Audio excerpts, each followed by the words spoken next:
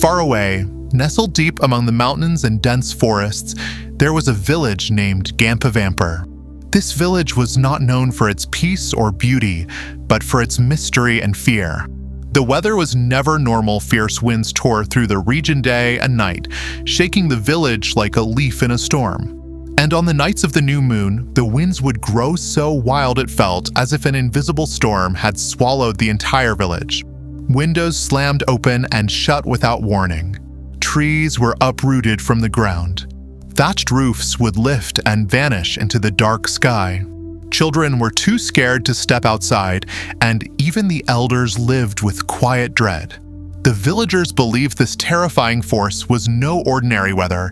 They said it was the curse of a wandering sage, placed on them centuries ago.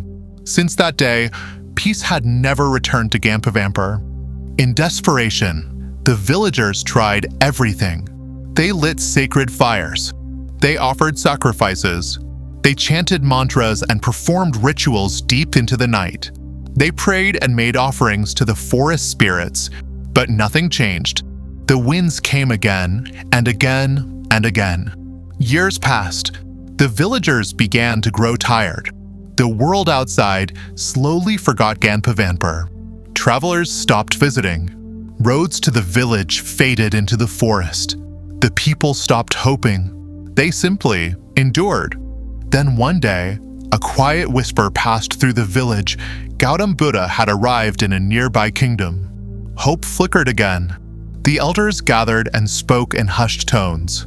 If anyone can understand what haunts us, one said, perhaps it is him, the one who has conquered anger, attachment, and ignorance.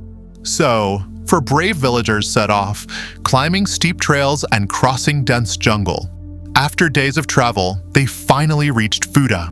With folded hands and trembling voices, they told him of the winds, of the curse of their fear. Buddha listened in silence. Then, with steady eyes, he asked just one thing: "Will you take me to the place where the wind blows the strongest?" The villagers, surprised by the simplicity of his question, nodded.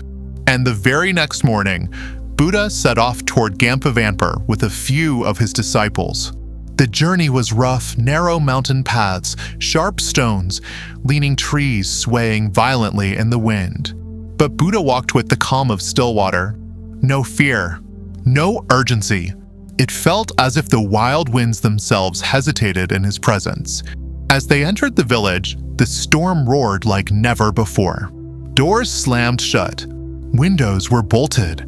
Families hid behind thick curtains. But Buddha did not flinch.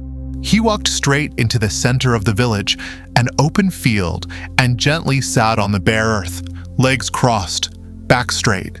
Then he closed his eyes and fell into deep meditation. The wind struck him like a beast. It pulled at his robe, filled his hair with dust, screamed through the trees.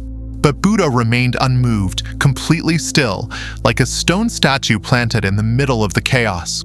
From a broken window nearby, a small boy named Balaka watched. He was afraid, but something in Buddha's silence drew him closer. After watching for a long time, Balaka slowly stepped outside. The wind pushed against him, but he kept walking. He reached Buddha, sat before him, closed his eyes, and breathed. Moments later, his little sister followed him. Then came their mother, then an old man. And slowly, as if pulled by an unseen force, the people of Gampavampur emerged from their homes. One by one, they sat in silence beside Buddha. They didn't speak. They didn't run. They just sat, and then something changed. The wind began to ease. Leaves that once swirled violently in the air now floated gently to the ground. The heavy dust began to clear. And in that open field, where storms had once ruled, a soft, powerful silence settled. Not just the absence of sound, but a silence that could be felt in the chest, deep and grounding. The villagers looked around in disbelief.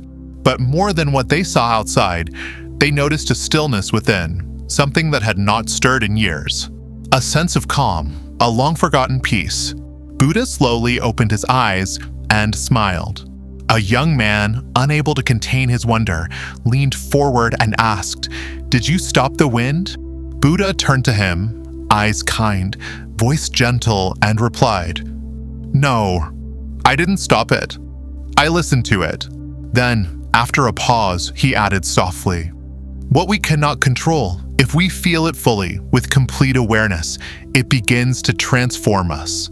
The storm does not first end outside, it ends within us." If we really look at our lives, we'll see we face storms every day. Some are outside, work stress, relationship issues, future worries. But many storms rise from within fear, loneliness, a quiet unease. We think peace will come when the storm ends. But Buddha said, true peace comes when we sit quietly in the middle of the storm. Not every storm needs to be fixed. Sometimes, just pausing, breathing, and allowing ourselves to feel, that's the real strength. When we stop running and start listening, something inside us shifts. Peace isn't about control, it's a practice. A way of being still, even when everything moves.